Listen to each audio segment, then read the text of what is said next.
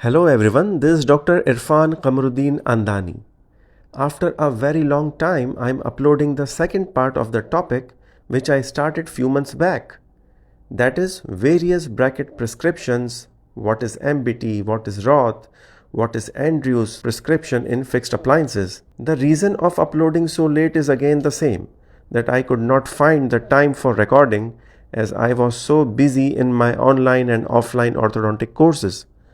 Anyhow, let's start the topic today. We are going to discuss the work of Lawrence Andrews. In the last video, we discussed the work of Edward Engel, who invented the standard edgewise in 1928 after a very long struggle. Dr. Andrews was one of the followers of Edward Engel, and he started to use those brackets, that means standard edgewise, in his patients.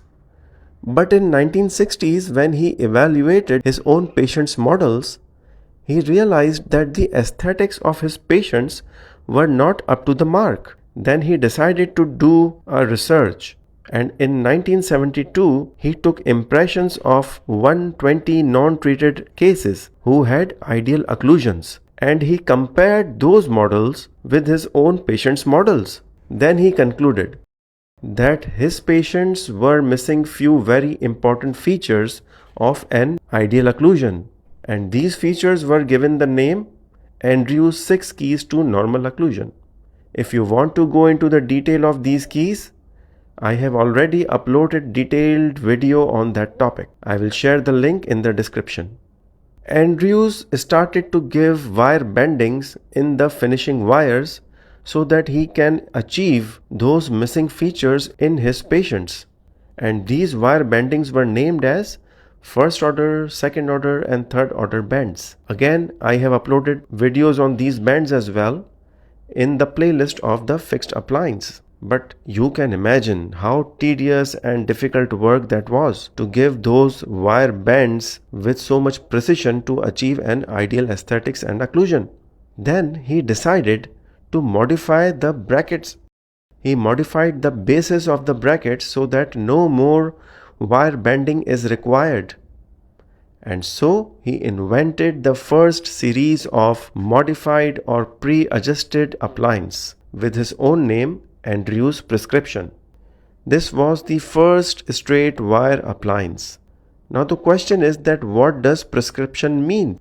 If you remember, standard edgewise brackets, all the brackets were same without any tip or torque values or in and out values. The brackets on the canine was exactly the same as the brackets of lateral or central incisors. But the prescription means that all the brackets were modified according to the natural tip and torque value of the dentition. That means central incisor bracket was customized according to the natural value of the central incisor itself.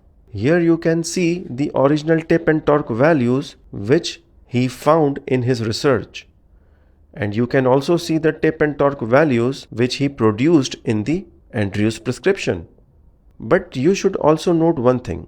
The tip values of upper and lower canines which he produced were little bit different from the original tip values of these teeth. Why? I will give you the answer in the upcoming slides. Before that, let me clarify again how did he compensate all three orders of bends. For that, let me show you the picture of the brackets. This is the front view of the bracket and this is the profile view of the bracket.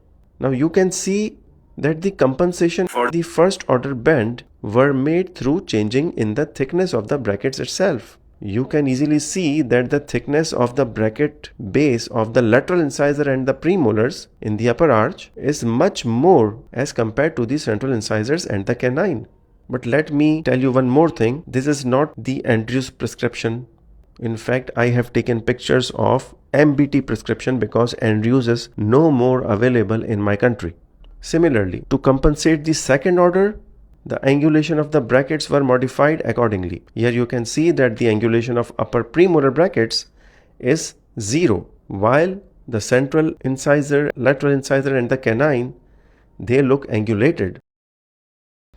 Now the third order bends. the compensation was made into the bracket bases. Here you can see that the slot of the upper central and lateral incisors is angulated downwards. However, slots of all other brackets are facing upwards. The reason is that the central and lateral incisors are just 4 teeth with positive torque values, while other teeth have negative torque. Coming back to the Andrews prescription, let me clarify one more thing, that Lawrence Andrews invented multiple prescriptions for various cases. For extraction cases, he had different prescription. For class 2 division 1, he had different prescription. And not only Andrews, but the question is, why there are so many prescriptions when natural dentition has a particular value, and which was found by Andrews? Then why MBT, Roth, everyone has given their own prescription, which is very much different from the natural teeth? The reasons for all these prescriptions is the play in the bracket slot and the overcompensations or overcorrections. Confused? Let me try to clarify this thing. This is a simple case of class 1 crowding non-extraction case, in which Andrews used his first prescription and he found the results. When he reached to the heaviest wire, tip and torque value of all the teeth were very close to the natural dentition and he was very satisfied. But when he treated class 2 division 1 extraction case, in which he extracted the first premolars bilaterally, he noticed that when he was retracting the canines back, even on the heaviest possible wire, the canines tipped initially.